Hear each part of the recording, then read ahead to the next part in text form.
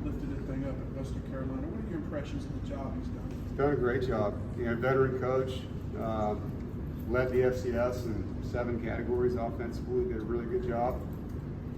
Did such a good job, he lost a lot of coaches and players, but he's a vet. He's been around, he understands how to do it. They're tough, they've recruited well, they got good size on the line of scrimmage. A lot of guys that can make plays in space, and yeah, it's good, a really good program. I mean, you watch them play last year, and I haven't studied them, every year like they are obviously this year, but they're impressive on film. Do you like having the company jump start on the season? I do, for a couple of reasons.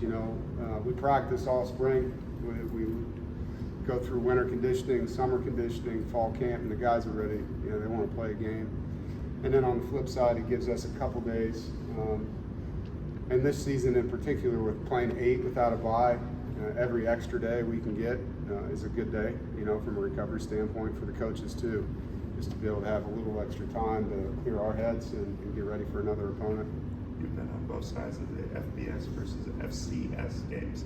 How important is it to college football, and obviously who knows how that will go moving forward?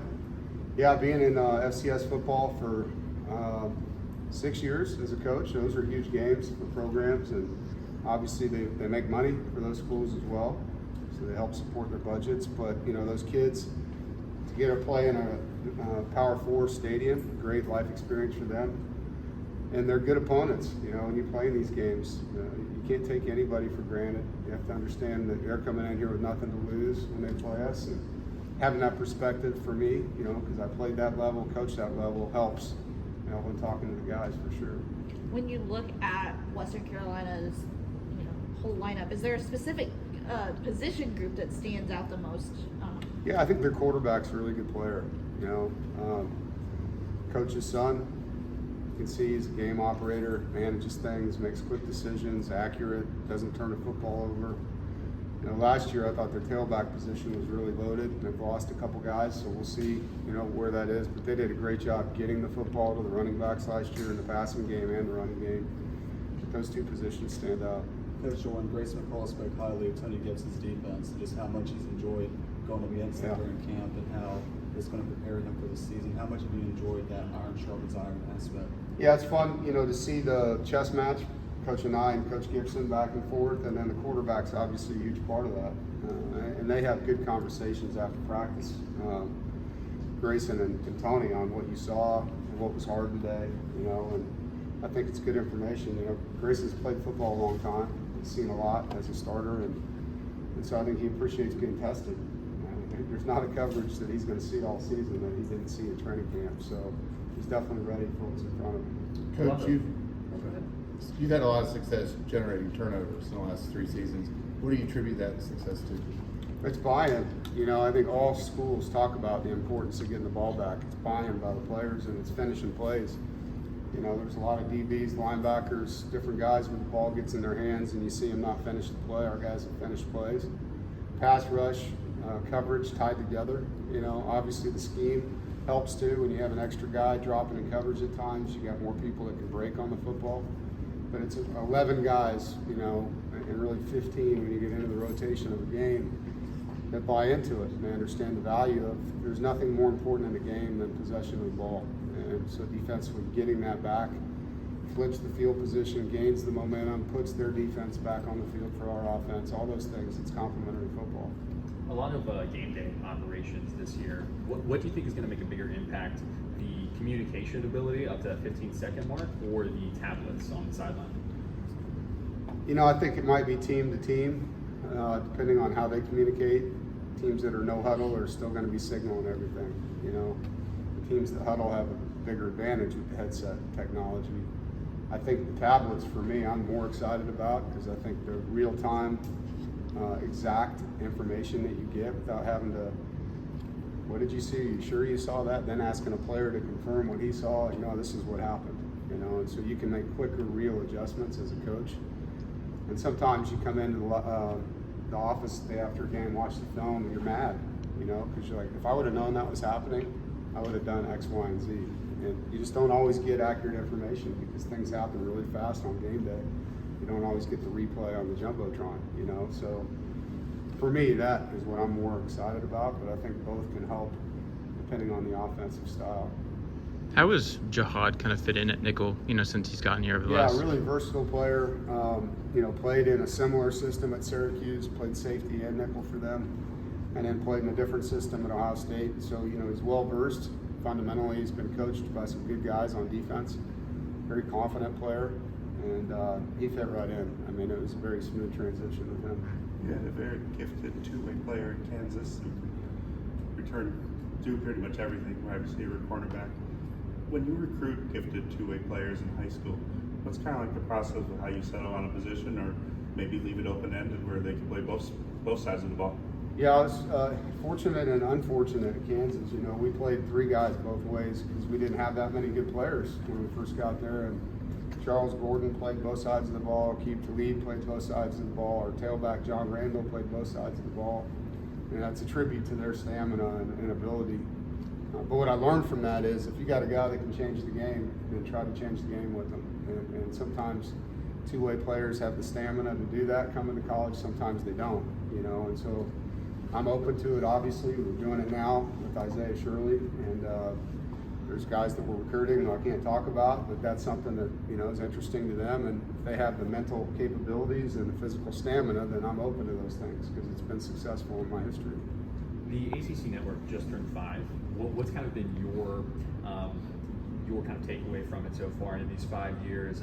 This game would not be nationally televised if not for ACC. Yeah, well, it's definitely got us more publicity. There's more access, I think, which is the main thing.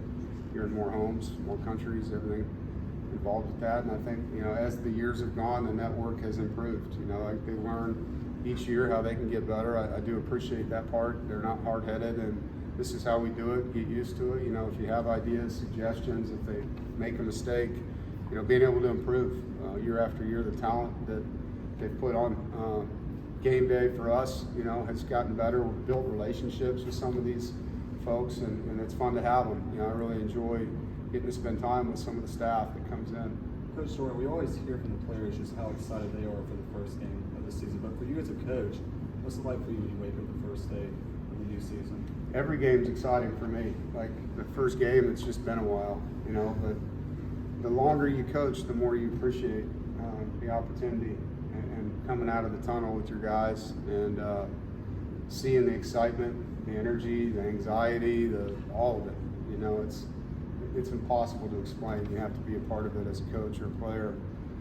But we work really hard for a few opportunities, 12 guaranteed, and that walk down the tunnel with that group, that sprint out on the field, the fireworks, the flyover, the fans, the smoke, all of it. I mean, it doesn't matter if it's the first game.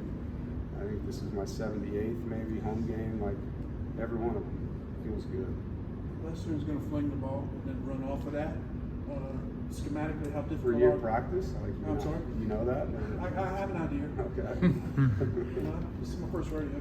But how hard are they schematically to defend? And do they have a system that reminds you of anybody maybe in the ACC? Yeah, I mean, they're going to make you defend the width of the field. They use space well, but they're also physical in the run game.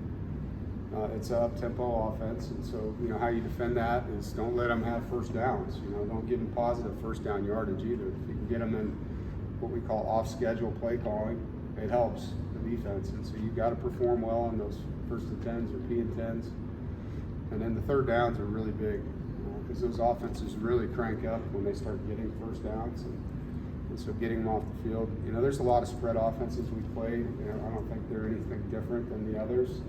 They have their system. They're really good at it. Their players understand it. They operate well, and they make you defend the field. And you got to tackle well when you play spread offenses. That's the key. The ball's going to be in space a lot. Last year, y'all didn't huddle, necessarily a lot at the beginning of the year, and you re-implemented that toward the end. Is that going to be a focus again this year? Yeah, we'll be able to do both. Okay. Yeah, because you do end up in 2-minute offensively, you have to be able to operate as a no-huddle offense. Yeah. But we'll be able to do both. And Coach and I has a good feeling on which one's helping him and have the ability to do whatever he wants, whenever he wants. Just a couple more. Coach and I will be in the coach's box this year. What kind of kind of like having him up there now? Because was he on the field last year? Yeah, he's done both in his career. As a coordinator, I've done both. I think there's a serenity up there that you have that's different. When you're on the field, it's loud, it's emotional, there's people in your way, you get bumped into, you're looking at your play sheet, and for him, I think it's just an easier way to focus, and he feels like because it's his second year with the staff, it's easier for him to delegate things and have confidence that they're going to get done the way he wants. Coach Roper has been on the field throughout his career, and so it's an easy transition. But I think as a play caller, I know just personally, I always enjoyed being able to spread my stuff out on the desk and take your time and look at it, and you're just not as rushed, and it's a quieter space to do your work. And this is your first time going through game planning with this group. What has impressed you about how this group has approached opponent-specific preparation? Really, it's not even the game planning. It's just whatever you put in front of them. It's a good group of leaders in the locker room. Our captains do a great job, and whatever we've asked, they've stepped up. And so it's transitioning from going against each other to getting ready for opponent. I thought it was very smooth. But these guys, they want to win. And so when you tell them, hey, here's what's next, here's why we're doing it, this is how we're going to do it, they just get in line and go. And that's been fun. There's just no resistance. There's a lot of guys working together.